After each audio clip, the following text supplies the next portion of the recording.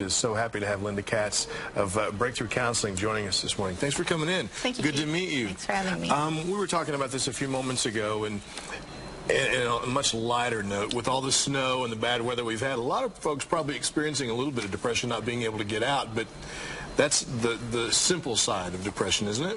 It can be. The things that we look at and see are things that last, symptoms that last beyond 2 weeks, and that they're fairly daily or 2 to 3 times a week. In other words, it interrupts what quality of life that you would like to have. Now, it would seem in some ways obvious what some of the signs of depression or anxiety might be, but in your experience, what are some of those symptoms? Well, for depression, one of the main symptoms is a difference in your eating pattern or your sleeping pattern, if that's interrupted a lot.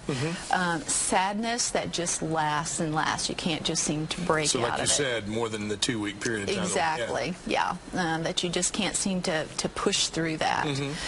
Things that just bother you in a way that kind of a thing would never have bothered you before, but yet it is really impacting how you're maybe talking to other people or just doing life. And I guess that's where some of that anger might come in there as well. You know, when you mentioned about the snow and all of that, one of the things I kept hearing in the news far too often was this domestic violence that happened. I even think somebody had taken a plunger, you know, a toilet plunger to a spouse during this, because it becomes so overwhelming if you do not have the tools and a way of coping that you feel like it's got to come out. So those are the kinds of things that manifest. Well, you know, sometimes I think you can see those in other people, maybe yourself. What are some of the things that we can do to try and alleviate some of these symptoms or get out of our depression? Good question. And part of the problem that people have in trying to implement something and get out of this is that the motivation doesn't seem to be there. They want to go about it a different way. But one of the things that can be done is journaling. And I know that sounds a little, I don't want to write.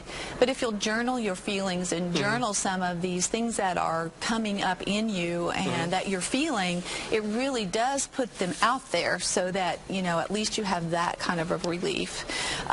Exercise, huge thing. And when we talk about exercise, people sometimes think, oh gosh, I've got to run 6 miles or I've got to do all that. Yes, exactly. And that isn't necessarily the case. Just walking the mall sometimes. Just helping relieve some of that stress. Exactly. Something that you don't normally do, but maybe do it for 20 minutes. Get on the treadmill, walk your neighborhood, of course, during the day when it's safe, and things like that, or just some little arm weights or cans out of your cupboard that are heavy.